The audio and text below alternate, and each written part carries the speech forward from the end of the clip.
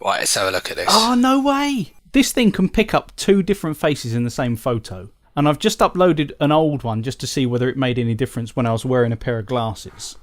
And in the back of my room, I've got a mirror with the Fonz on it. What do you mean a mirror with the Fonz on it? It's a mirror. Right. With the Fonz on it. Have you got, is it like a picture of the Fonz taped to the mirror? So when you get up in the morning, you're like, I'm the Fonz, man. I can do this. I'm cool. We're cool, right? And you're looking at them and you're psyching yourself No, up. you just go, hey. It's like done in kind of like a negative style, you know. So the mirror is actually the bits on him which would be white, like the t-shirt and the highlights on the jacket and that kind of thing. Got it. So it's not a motivational picture of the Fonz, then. Well, he is sticking 2 thumbs up and saying, hey, hey.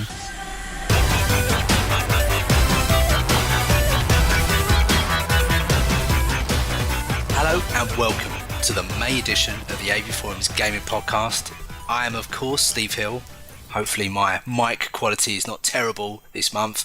My friend Chris Nisbet forgot to bring my mic round this morning, and thus you are stuck with this cheap bit of tat. But we'll endeavour to power through, because you know I take these things very seriously. Also, funnily enough, while we're talking of unprofessionalism, we haven't played a game this month, fellas, have we? Nope. The game is our faces. The game is our... Some last-minute improvisation. So we have been on how old it's how-old.net, correct? Yep. Yeah. Don't go on howold.net because it's just spam and nastiness. And it analyses your face. You can upload a picture of yourself, and it takes a guess at what your age is. So this month we've decided that we're going to rank it in terms of how close it got to our actual age. Joining me on the podcast with an estimated age 14 years out, or was it 12 years? I think it was 12 years out from his actual age. Is Leon Matthews. Hello, Leon. I am not 44. We should really upload these pictures now to the thread. No, we shouldn't. I do not approve this message. But you look like such a smart, young, wholesome boy. No, you are not. I would entrust my Microsoft Exchange server to you. Well, I hope you would do, being as though that is my job. But I would not like the world to see me at my desk going, take a picture of myself, and intentionally sharing it to the world. But no, yes. We need to get another one of you uploaded up there and see if it can get a bit closer. Yeah, maybe I should have put like a fun-loving picture of myself rather than a... What, you in full party mode? Yeah, exactly. I want to see what that picture looks like. Maybe it analyses your surroundings at the same time, and maybe it's smarter than we think it is. It's like, oh, this guy obviously has a boring job. He must be old. So what are you going to do? Upload yourself in like a school uniform, like the guy at ACDC or something? I'm going to use every trick I've got. Some glittering, crusted T-shirt that you wear when you're out grinding with the ladies. Yeah, both of those statements are true. Yeah. Also, joining me on the pod, we welcome back James Thomas. Hello, it's been a while. It has been a while. How are you? Yeah, good. Sorry, work has been keeping me away, but I'm glad to be back. It's good to have you back. It got your age 4 years out, is that correct? 5 years, but still better than 5 Leon, years. so I can't complain. And listener, if you haven't seen the picture, I'll talk you through it. If for any reason I get overruled and we don't get to upload these pictures to the thread, James is quite heavily accessorised with some thick-rimmed spectacles and headphones, so I can see why it might have thrown it out. I think it was the stripy dressing gown that finally threw on a couple of years as well. I didn't see that.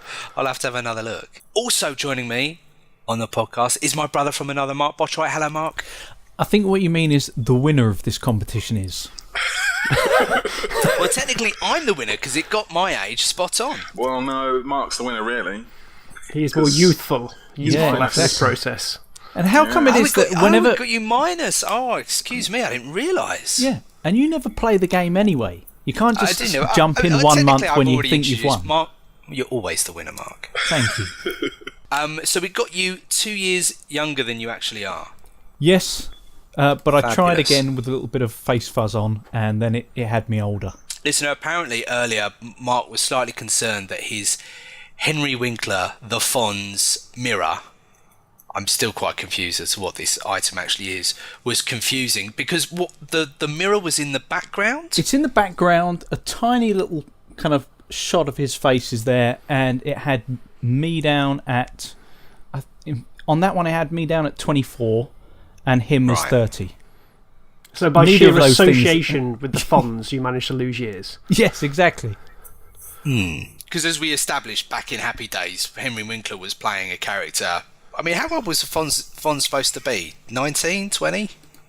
No, he was well into. He was always supposed to be a bit older than Richie and Potsy and the other dude. Hold on, I am one click away because The I was other just on the dude- page. Don't Who's act the like other you dude? don't know who Ralph Mouth is. Anyway, so while we're still on the subject of this mirror, where in your house does it live? Is it in the bathroom or is it just... I think what I'm getting at, have you got a house full of tat? No, how dare you? Happy Day Look, memorabilia. you know what? We're ending this conversation here. I will upload a picture of it, and it is, if I do say so myself, very tasteful. Of all the pictures of Henry Winkler I've ever seen, this is the one I like the most. Every month, listener, I go to a lot of trouble to create a nice image for the podcast that sits front and centre on the website. That's designed to try and draw you in, and I'll try and use a font which matches the image and blah blah blah, to engage you.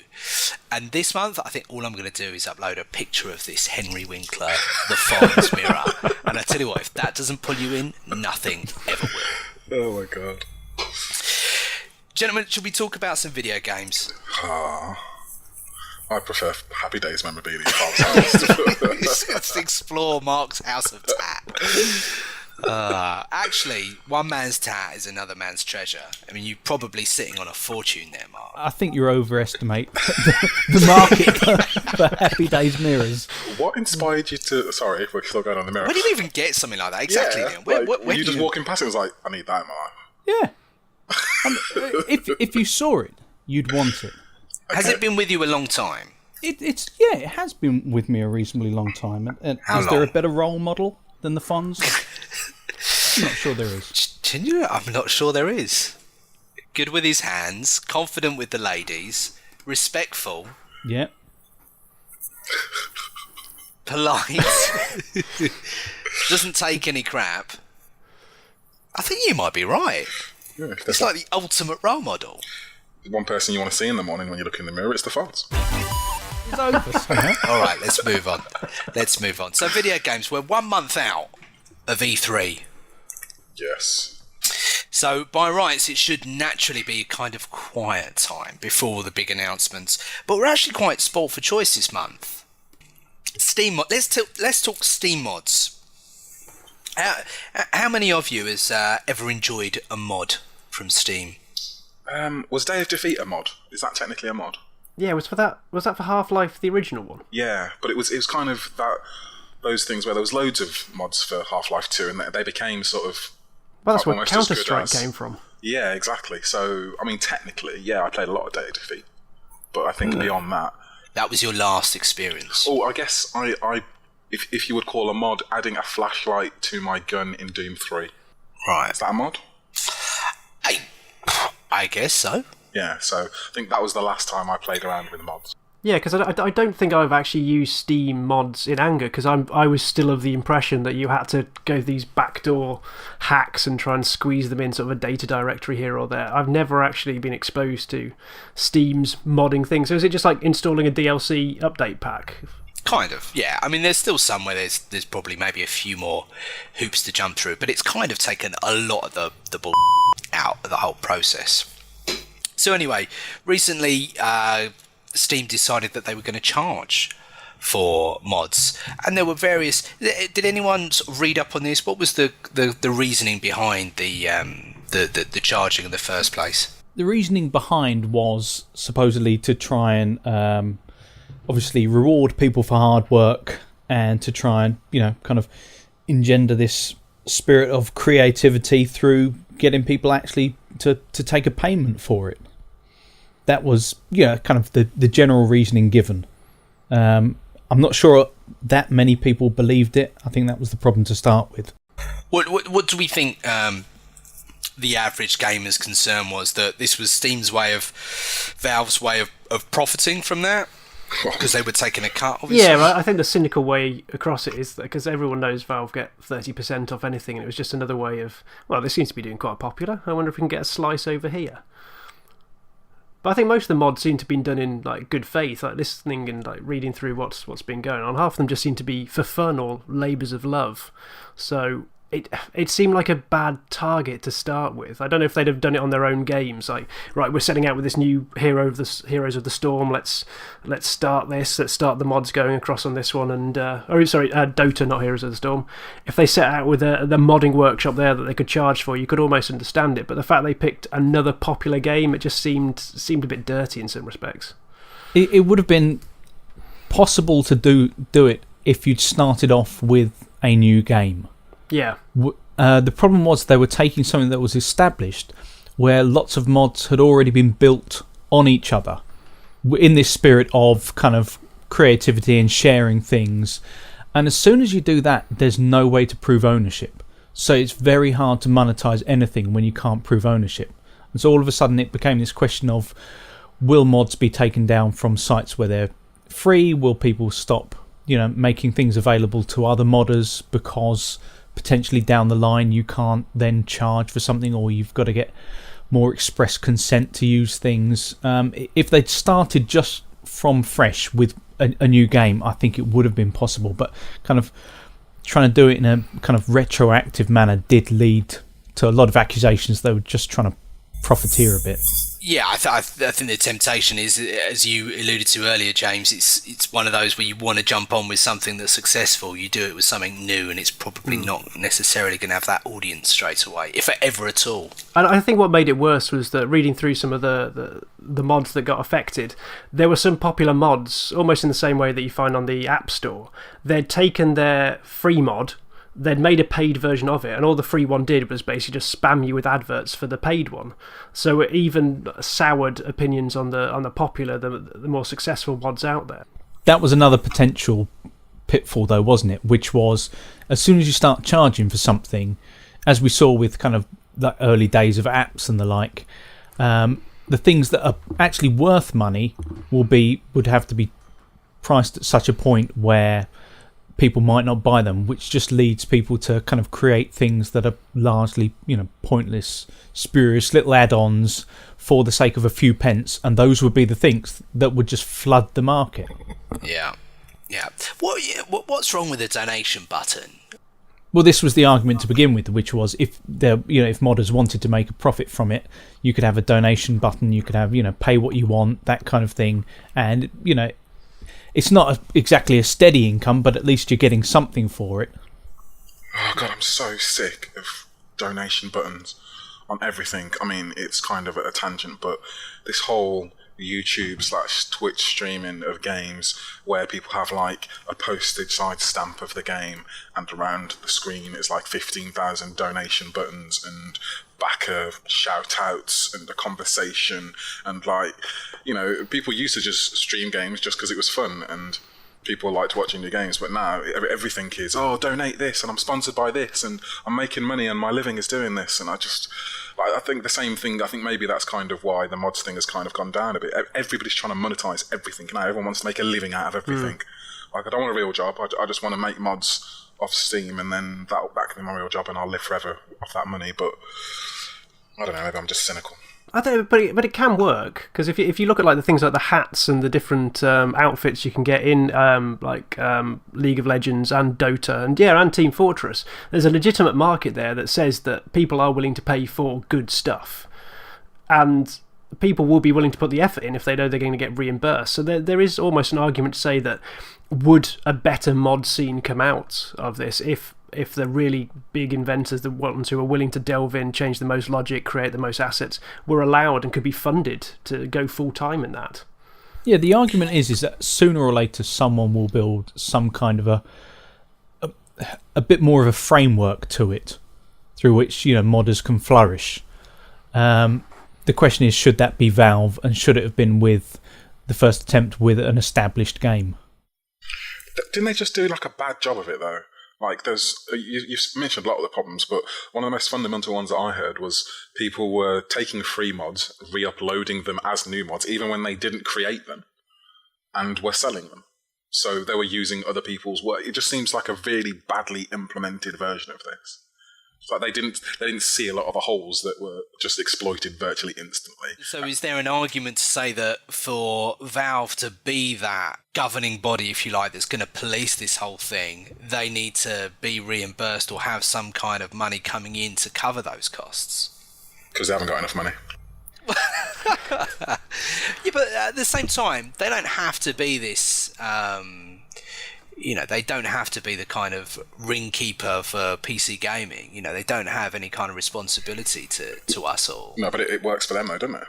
Yeah, that's true. It's not a burden they're carrying for the sake of humanity, is it? Yeah, sure. And they've tried something similar with Greenlight, haven't they? They've tried to police what effectively goes on the store, and I haven't heard ringing endorsements for that all over the shop. It works in some situations, similar, yeah. But it doesn't mean the quality always gets through. It's who can pester the most people to vote a lot of the time.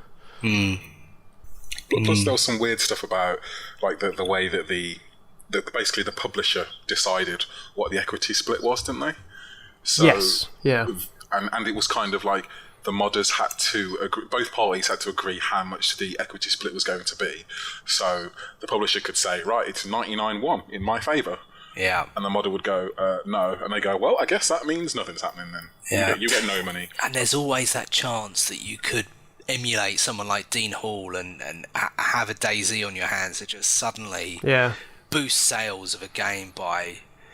I don't think I'm exaggerating by saying it was maybe hundreds of thousands, maybe even millions, do you? It seemed to be. Yeah. And that's a serious amount of cash. Yeah. It's that classic Dragon's Den question, isn't it? Would you prefer 20% of a million or 100% of nothing? Nothing, yeah, exactly. And they were using that to prey on the modders.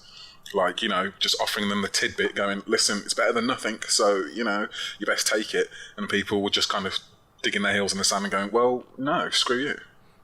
Which I kind of understand. But again, part of me, is it just the fact that this is coming out of the bedroom now, So it can't, the heydays of people doing stuff for free, like I was saying, heydays of people streaming for free, people creating mods for free, people just being part of a community because they enjoyed being part of the community and giving back to it. Is that over? It's all, let's just make money and buy my stuff, please. I think the fact that the community actually pushed back on this one speaks volumes for it, because they could have just rolled over. There could have been just an acceptance that this is another app store, another Steam store, or just another way that they're going to get nickeled and dimed out of it. But the fact that everyone went, no, this is wrong.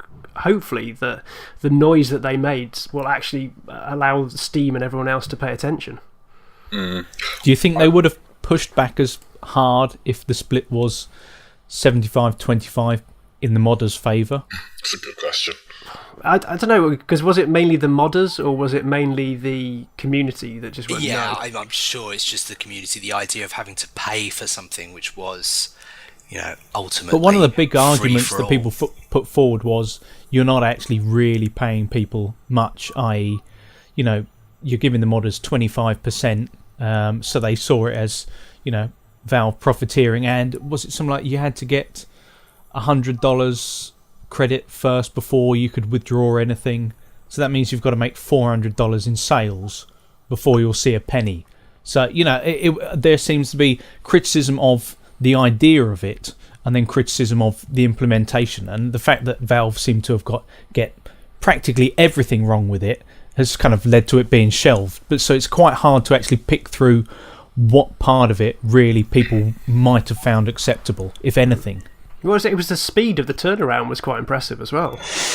Yeah, tell me about the backlash. How did it really manifest itself? Was it one of those funny online petitions, or what led to it, and how soon are we talking?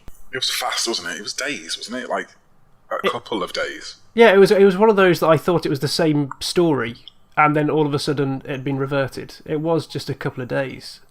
Yeah, it was fast. I don't even know if it was... It wasn't even... It was too fast for even a petition. I think it was just literally... It was released and everybody just went, no.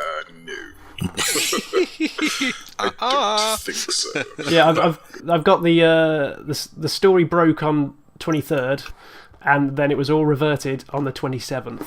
So that's a hell of a U-turn. It was quick enough for me still to be writing something about it, just as they ended it. Oh, really? So what did you do? Just scrap it? I just scrapped it. Opened up the CMS, upload. What? Oh. Waste of time. Yeah. You'd woken up that morning and a Fonzie voice had said to you, you got to write. That's a cracking impression.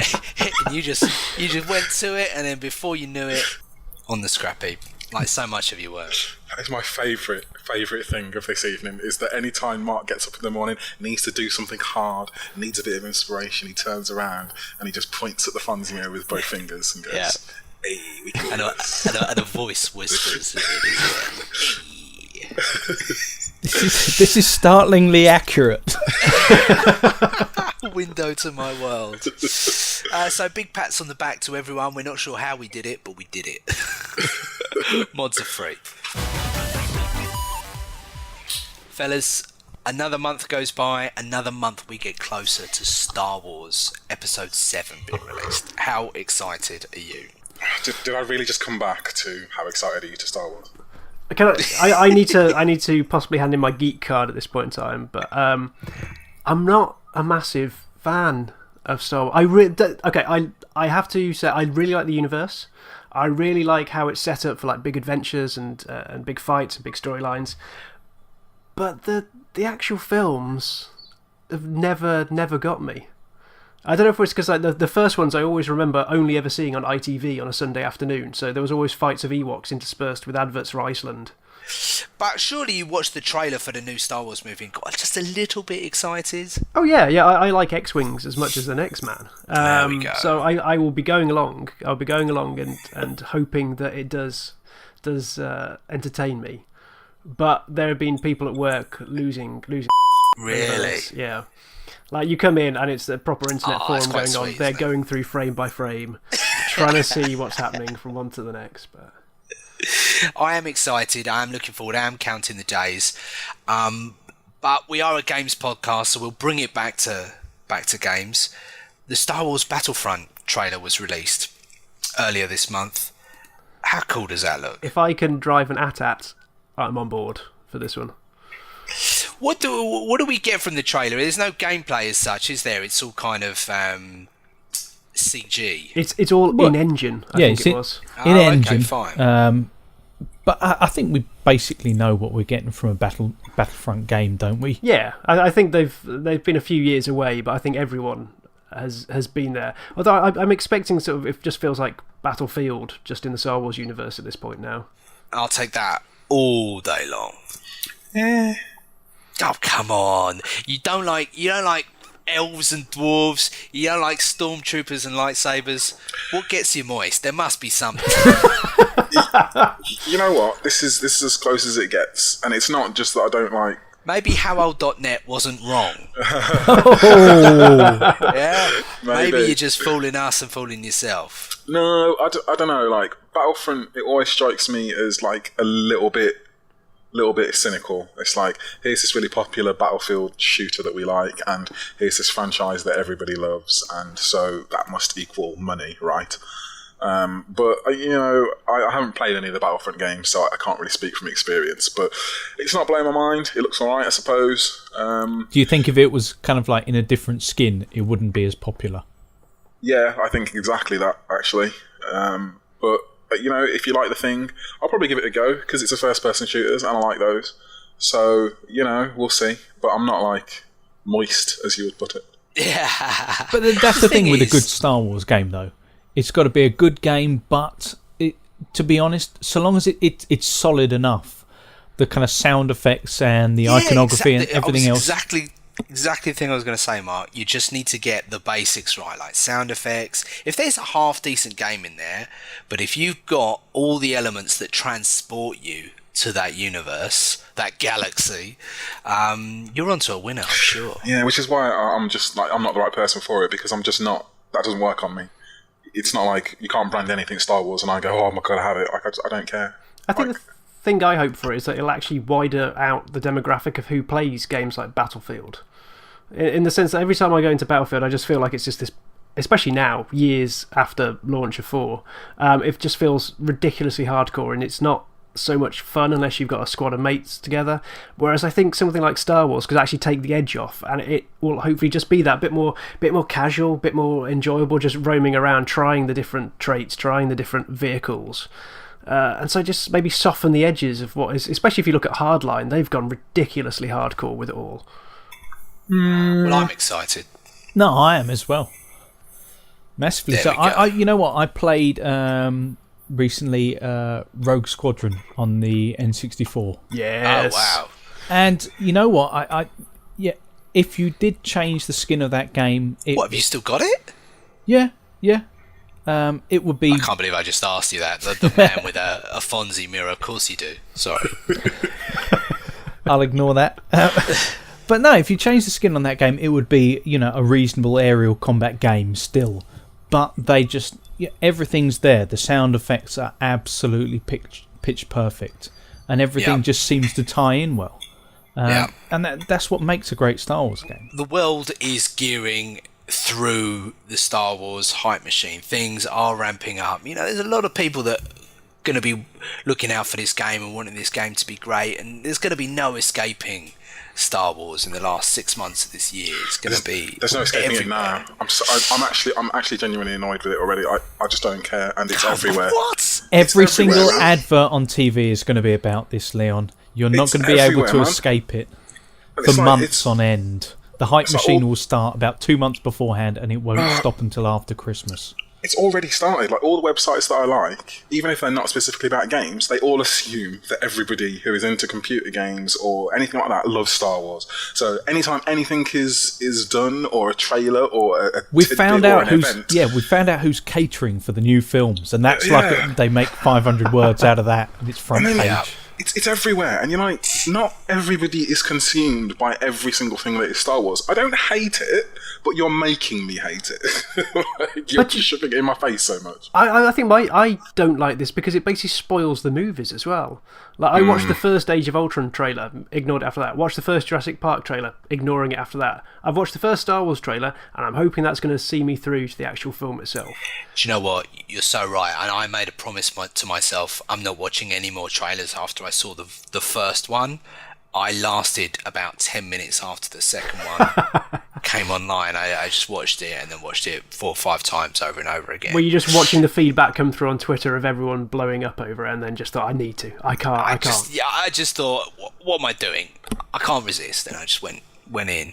But I think now, going forward, I think you're right. This whole thing with the Vanity Fair cover, there's already a load of, not spoilers, but stuff that we definitely haven't seen before featured in the magazine. And then, of course, people are then posting that to Facebook. It's almost impossible to hide from it if you wanted to. It's going to be very, very difficult, for sure. And I'm sure there's going to be people that are left very upset when something gets revealed, or I don't know. I can just see it in this age of social media. I can't really think of another movie which has been as anticipated on such a scale as this in the time of social media in this way. It's going to be quite interesting to see how it all plays out. What? The new Mirror's Edge from Developer Dice will be released during early 2016, they confirmed today. Man, 2016 is going to be such a good year. I think that's You know the what? sound of Leon getting moist over there. Yeah, you're asking what makes me moist? I am now moist. Oh my god. Do you know what? I'm with you. Mirror's Edge 2 is going to be amazing. I love the first one. But God, it seems like so long ago now, dude. I know. When was it? Was that the start of the Xbox 360? Wasn't the start? It's kind of like in the middle. It Well, I was wanna the say middle, yeah. 2009? 2008. Yeah. Wow, that's 7 years. Yeah. Yeah, we're in that period of not developers or publishers like throwing games out of the E3 window going, listen, don't bug us about this at E3. But I really get disappointed by this, because like, you look at what we've got on the forum threads, so like talk about, we've got the Star Wars, we've got the Mad Max, we've got Call of Duty, we've got Guitar Hero, Mirror's Edge, another Need for Speed, more Plants vs Zombies. I used to love E3 for being this big surprise thing. Like you'd stop up, you'd watch it, and you'd get all these announcements, and they'd be magical because they'd just be, you wouldn't know what was coming next. It could be new, it could be another sequel, it could be something like Mirror's Edge coming back from the dead, but it was a surprise. And the fact that like 4 weeks out, everyone seems to be playing and showing their hands, what's E3 going to be left with at this point in time? Well, we've got Bethesda. They're there, and we think we know what that's about, but we could always be wrong. But I suppose we're not wrong. So that's going to be but quite we haven't juicy. seen it. We don't know. There's still that tantalising thought that it could be something completely different, and imagination could run wild. How they're holding on to that secret, by the way, I think that's why half the time we don't get any surprises these days, because it's impossible to keep anything a secret. Yeah. In today's world of everything having a phone in it and everybody being instantly connected to everybody else. And they're doing a very good job of, I mean, we've still got a while to go to presumably it's a big team of people that will be working on, we should probably say we're talking about Fallout, right? Well, yeah. for the listeners at home that we kind of stumbled over that, they must have a big team working on it. So to keep all of those people in check, I mean, I'm sure lawyers have made people sign papers and stuff, but that's not always a guarantee. But as Tony Hawk's found out, all it takes is one caterer with a cell phone, and that's it. Yeah. I feel like if has anybody watched Daredevil, I'm going to keep referencing it because I've watched it recently. I caught the first episode. I need to go back and watch more. I've been watching Better Call Saul, which is fantastic. That's all right. But in Daredevil, they've blinded loads of people, and they've got them like running the drugs empire, so they can't see who the people are and what they're doing. I feel like that's how they're making Fallout 4. Right, they've blinded like loads of people. I sincerely hope that isn't the case. So is my talent as a programmer and a touch typist putting me at risk at this point?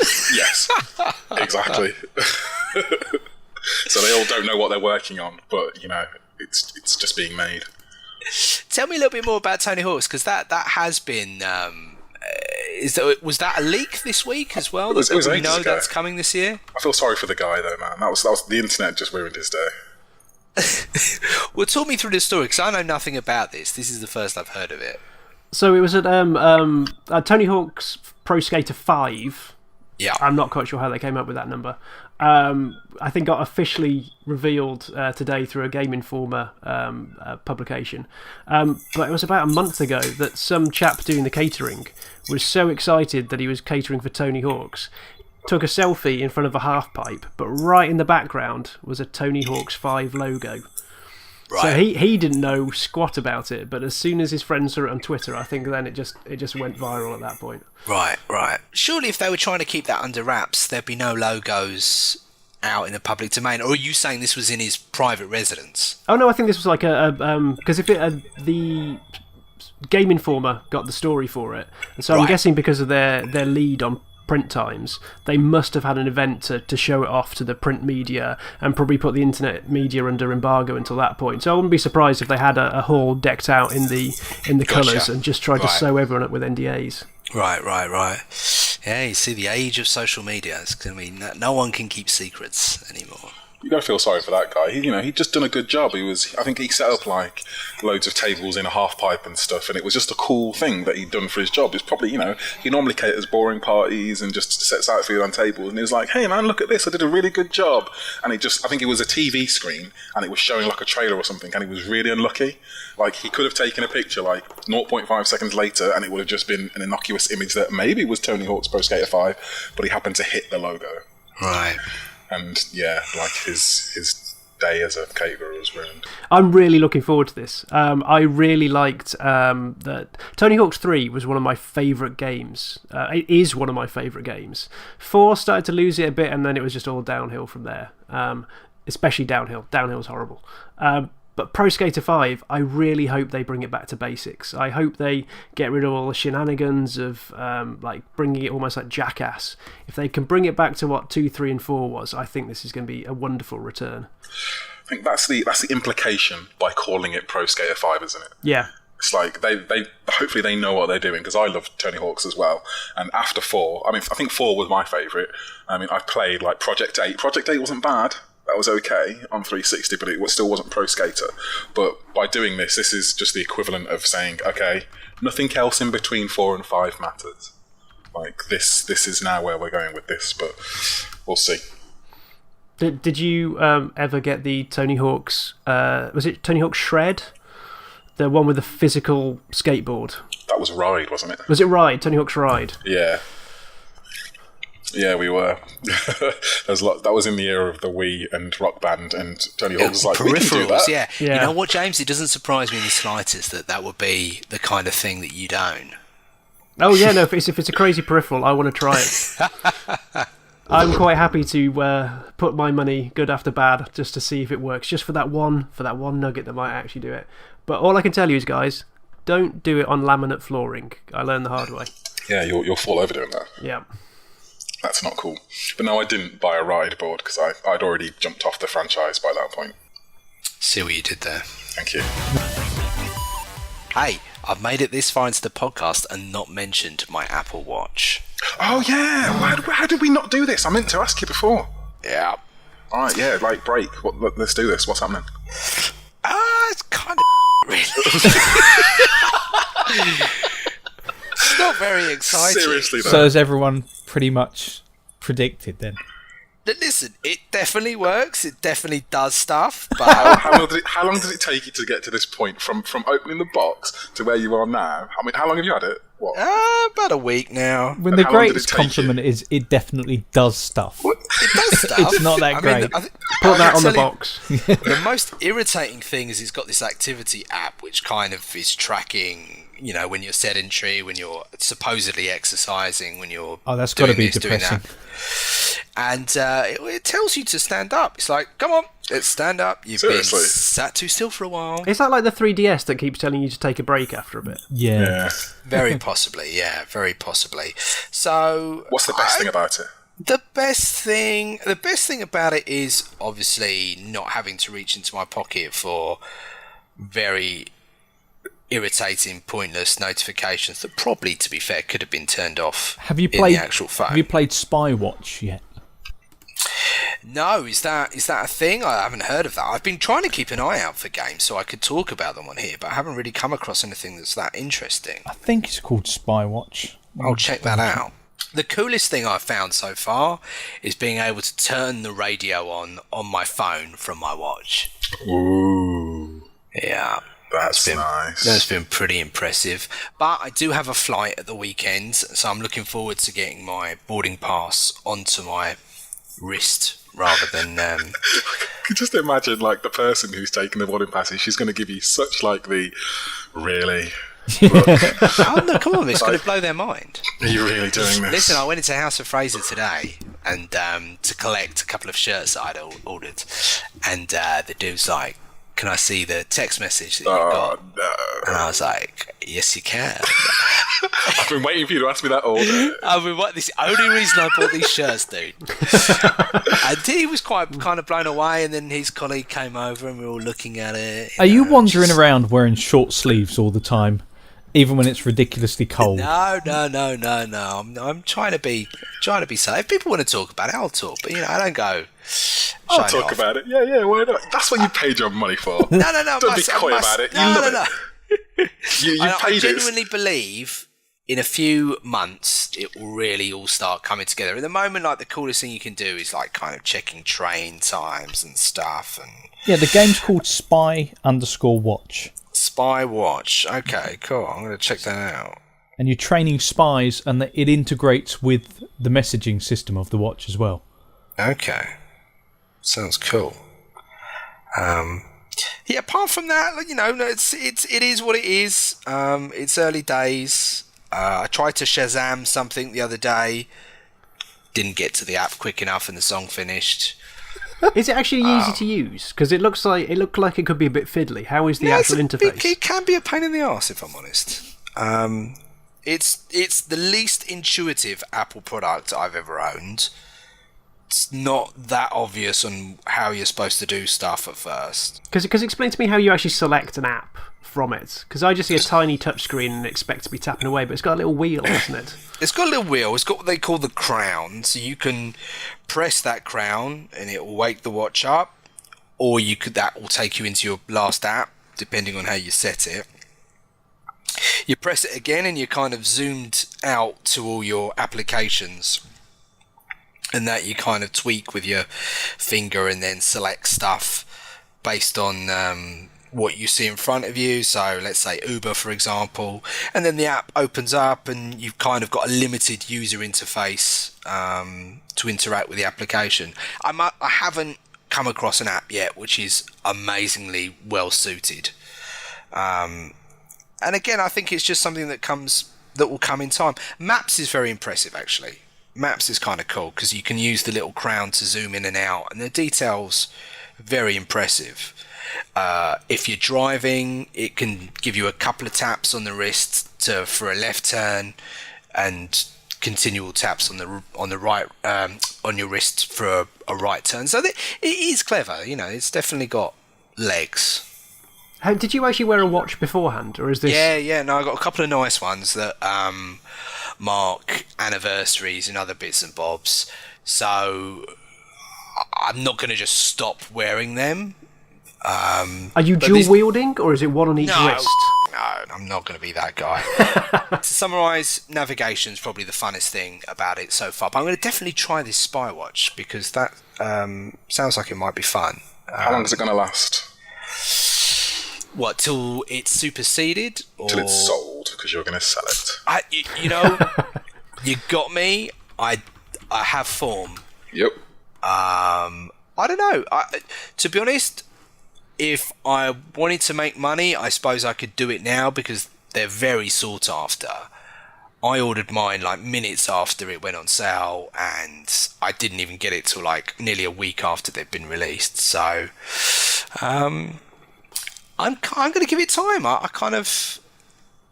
don't know. I'm optimistic. It's it's definitely not blown me away yet, but it's got legs, and my kids love the Mickey Mouse face on it. So, that makes it worth it then. There you go. Yeah. Have you seen the trailer or anything? Yes. Yeah. Okay. I think the trailer for Guitar Hero Live is a bit weird. I thought initially it was a really set up. I don't understand. Really cheesily. Is this first person or something? Yeah. You basically walk through the backstage of a gig, almost just like fist bumping and eyeing up groupies before you actually get on stage. You're getting the eye from girls. This is brilliant. This is literally what you'll be playing when you're playing the game. Do you snort lines of coke as well? I think they might have stopped at that. They've done well with the crowd here. That looks pretty real. It's actually... Well, it is real. Well, saying that, it's not obviously not. Like, they haven't got that many people, but they filmed it with like several hundreds of people and then replicated it. And it's this really weird. There's quite a cool video on YouTube with how they've done it. They've got like this weird 360 camera thing, right? And then they filmed every scene twice. One of "Yay, you're the best guitarist in the world," and one of "No, you're doing terribly. What are you doing?" And your bandmates look at you going, "What are you doing, man? Come on, be better at this. No, this is awful." And then they do these kind of really interesting, well done cuts where sometimes it will maybe look away, or during the transition from the crowd to the stage, it will change between the two. So it's not quite this hard cut of bad to good. It kind of it changes depending on how well you're doing and stuff. But the crucial thing here is that they are reactive to how well you are doing. Yeah. I mean, this could either be the most amazing, ego-stroking, brilliant thing, or just well irritated. But the main thing I remember of Guitar Hero or Rock Band is you don't really pay attention to the background. So I think this is going to be quite nice because you're going to just see that little bit of motion. Because in previous games, it was always the camera panning around the stage, looking at how you styled your hair. Yeah. This, I think, is just going to at least get the atmosphere. It's going to be really cheesy if you're that person in the living room while someone else plays, because it would just be cringe-worthy actors just on stage. But I think when you're actually in there staring at that the highway with the notes coming down to you, I think it could actually be really immersive. I think you might be onto something. And you know what? I'm a firm believer that whoever you are, deep down, there is a side of you that loves cheese. Yeah. Oh, yeah. But there's an element of it, which is... Because there's a lot of YouTube videos of people playing it already, and... I don't know, it's hard to tell how much it'll actually impact you, but when they walk out onto the stage and, that hit of, oh my god, there's 100,000 people here. Yeah. No, it'll be just like FIFA. After seeing it 3 times, you will Exactly. turn it off the option just to hit straight back onto You know, stage. because exactly. only a select few people in the world ever get that experience. If this can even just give you a little hint of that, Yeah, that's fine for the first 3 times. After that, when I press A to start the song, I want to be hearing the opening notes within seconds. Yeah, it's going to get old real fast because it's a really long lead up to the whole stage thing. And you're right. I mean, as somebody who plays these games constantly, I mean, in Rocksmith, it gives me the option to just turn it off. Like, it's like you don't even have to have a venue. You can just have a wall with an amp on it, and that is all I see. Because at some point, I'm not looking, and you realise you just get tunnel vision, and you're just looking at the note highway. Yeah. And that's all you'll see. But beyond that, beyond this whole weird presentation thing, they have actually changed it. They've, instead of just 5 buttons in a row now, it's 2 rows of 3. Right. So in theory, it's more like that you're going to be making more chord-like shapes.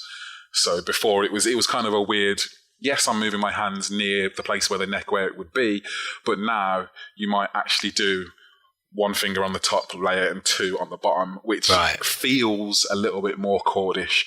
And it has changed it, so it means that the peripherals won't work between Rock Band and Guitar Hero, and that they are slightly different. I think we're okay with that, though, aren't we? It's been long enough, right? If they were going to do it, this is how they should do it. Yeah. And I think go on. Yeah, I think after years of Rock Band versus Guitar Hero as well, the fact that you've got Rock Band trying to bring back the other instruments and Guitar Hero trying to make a stab with its own new set of toys, I think this is a proper differentiator between the two. You've got Rock Band who are going for the more party, hey, we just want to get people around and have a mess around. Listening to what they're doing with Guitar Hero, it looks like they're trying to make it that bit more complex. You say with like the chord structure of your fingers, but equally it sounds like they've made it even simpler for newbies to get into it with just like 3 buttons. So I like the directions they're both separating off in. But even more so, have you heard what they're doing with the online element of Guitar Hero?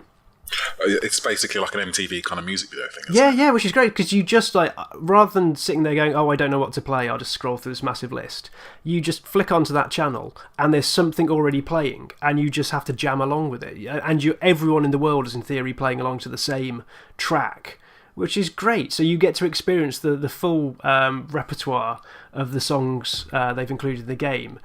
But also you're going up against everyone in the world, which, you know, maybe you're not that good, but it's a hell of a way to just try and sample new things, make yourself better. And if you don't know what to play, hell, just throw yourself in and see what happens. Yeah, and it also means they can, because I feel like the majority of the game's content will be like that, because this live thing, that has got to be super expensive to do. So super intensive. hard to do, because they've got to have a cover band who are covering the song and playing out the song. They've got to do it twice with lots of people in a massive venue. Okay, it's not 100,000 people, but there's a couple hundred people, so they can replicate a lot of people. And the technology to do the whole 360 thing isn't cheap, so to do that for every track on the track list, I'm assuming it's going to be a very short sort of campaign, which is going to be utilising that. And so I think the music video live thing is where all the huge amount of tracks is going to come in, and that's where, if you're just in a party mode or something, that's what you'll sort of go on to play.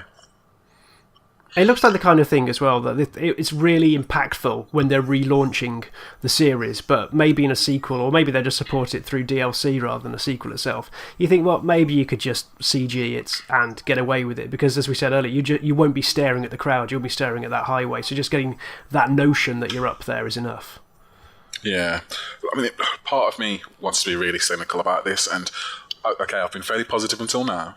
I'm going to put my negative hat on and say that Activision have maybe done this so that A, they don't make any of the DLC is back compatible, because that's a big thing about a Rock Band, right? All of your songs come across, and I think they would have felt pressure to have done that. But because they've actually changed the guitar now, none of it is viable anymore. Yeah. They have to do it all and sell you everything again. But continuing the cynical thread, I still want to know how Rock Band and Harmonix are going to do it. Because if you notice, no one else has brought peripherals over. There's no steering wheels, there's no arcade sticks, there's no controllers that have come over, despite no one really changing the buttons. Yeah, they haven't. They've said they're trying. They haven't specifically said, yes, we've done it yet.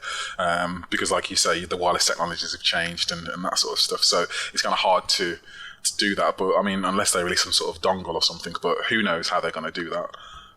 Isn't it with wheels and the like? That's to do with patents, and it's the type of the amount of information that's getting passed over. It's mainly the interface, I think, more than anything else. I think that it's because I'm sure there's USB dongles to get stuff across from PlayStation 2 to 3 and onwards, but this time round, I think I don't know, is the PlayStation 4 using Bluetooth? Because I'm sure PlayStation 3 did. That's the thing. A lot of the PS4 stuff is compatible because it's just Bluetooth. Yeah. Whereas the Xbox 360's wireless was proprietary, wasn't it? Yes. Yeah. It wasn't a standard really. And I think the Xbox One has Wi-Fi Direct, but obviously the old peripherals weren't set up for that and stuff. So it's all just a bit weird. I've basically got a plastic drum kit in my loft that is living or dying on how harmonics get revealed at E3. If they can make it so that thing can live, then it's living a happy life. Otherwise, I think it's down the charity shop on halfway through June. I feel like that'll be alright because it's USB. I think USB that shouldn't be too bad. I think it's the wireless guitars they're really having a problem with and stuff like that. I think, but we'll see. But it's going to be very interesting because Guitar Hero is different. It is different. I'm not sure whether I personally don't think I'm going to be that into it, but I'm wondering whether they're going to be able to. What's led you to say that? What's your apprehension? Well, I've moved on. Like I have actually started playing Rocksmith. We went through this. Like I've started playing the real guitar. Yeah. So for me, I would rather just play Rocksmith and develop my real world guitar skills. And you look down your nose at people with their plastic guitars.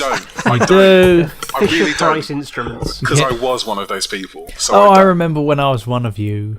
I don't look down because I think it's still like no one wants to sit and watch me play Rocksmith when they come round after a night out. Do you know, like that's not a party experience. So I think I will still get Rock Band because when everyone comes round, that is people can. It's a level that everybody can get round and play. Plus, I have all this DLC, which is just begging to be used. So that's an instant no-brainer for me. Whereas this, there's no way I'm buying DLC for Guitar Hero Live. No way. And I'm not buying peripherals for it either. I can't remember. I just assume there's going to be more announced at E3. I think the trailer ends with pre-order now, and that's about it. I think it's this year. I'll be shocked if I expect both of them to be out by Christmas. Yeah, definitely. E3 will be interesting. It's going to be the battle of the music games. It should be quite interesting. How many fake plastic bands do you think we'll have on stage, rocking out, hearing the clicky buttons over the sounds of Nirvana? Oh God, that's going to be awful. Do you think they'll get proper bands to launch it?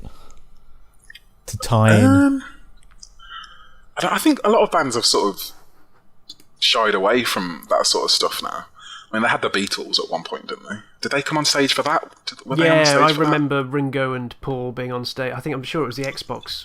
Yeah, it was. They really got the Beatles? Well, the two with Dignity were already dead.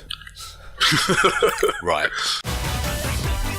Guys, any reviews or articles or pieces of editorial coming up that you'd like to plug and put out there to the listeners? I will be reviewing Wolfenstein: The Old Blood, which is the prequel to Wolfenstein: The New Order, which I reviewed last year.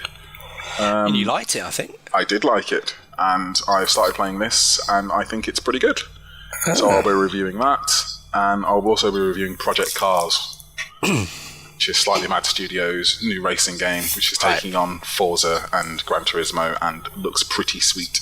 Kickstarted and made loads of money, and everyone seems to be quite into it. So I'll be looking at that, and if I can pull myself to do it, which I might do, I might write something about State of Decay, because I've been playing that a lot because it's been re-released and it's amazing.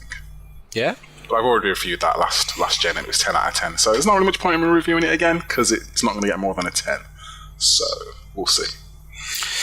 Okay, cool. James, anything in the pipeline? Anything you've just done? No, I'm shamefully absent on the site at the moment, and actually only on day release for this podcast before I get locked back in the office. So, well, it's good to have you. We enjoyed your company. Mark, anything from the other guys? Manny, Steve, Niall? Manny's going to have a headset review. Another one, I think, coming up. I forget what the headset is. Mine. It was just a Sennheiser one that was just popped on the site the other day, wasn't it? Yes, and he also did the Q-Pad.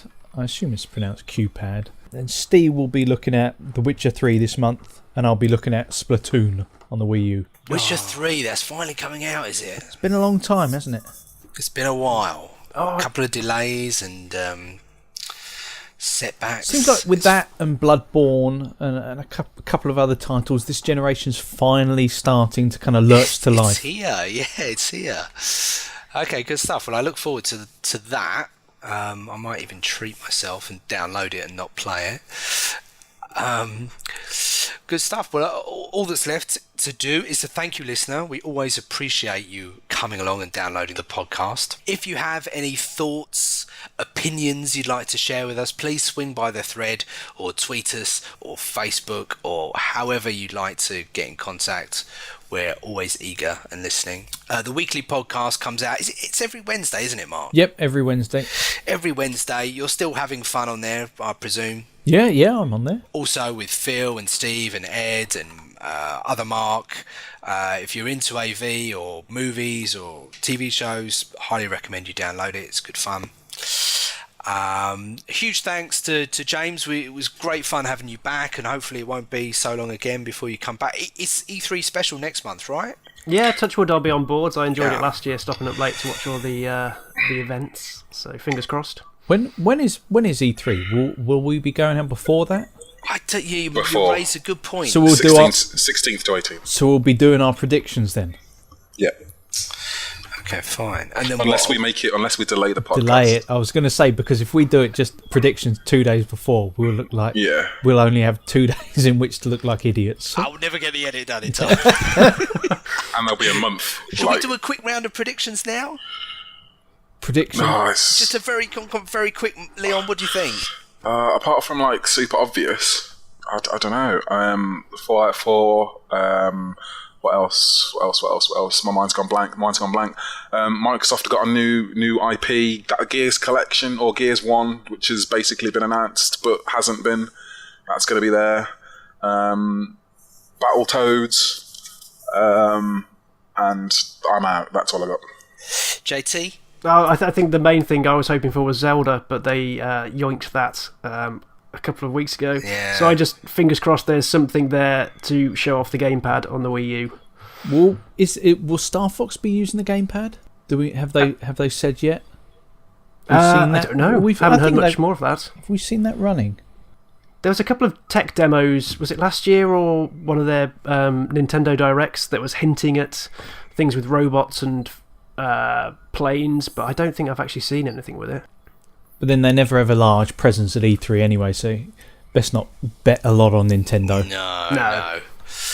Mark, anything else you want to stick your neck out with or hope to see? Well, we're getting to that stage where, kind of everyone's getting towards the time where, or at least the window when some of these VR headsets will be released. So you would assume that we've got to be seeing some kind of games. Yeah. Because, I mean, if Project Morpheus was supposed to be, I think is that slated early 2016 probably, and is Oculus Rift still kind of kicking around the same kind of time, late this year, possibly early next year. So again, we're getting quite close, and given the fact that we haven't actually seen much, it would be nice to see some kind of firm confirmation of anything that might be around, at least the kind of release window. Yeah. Now I really want to see some VR games, some hands-on, people getting stuck in, and big presentations, really going for the big excitement, the big hype, and of course Fallout. It's about time we saw something on that game. Okay, cool. Well, I'll say cheerio again to JT. Adios. A high five to my main man Leon. Hey. A fist bump to Mark. Fist bump back. And a huge A to Mark's Mirror with Fonzie, and we will catch you all next month on the pod.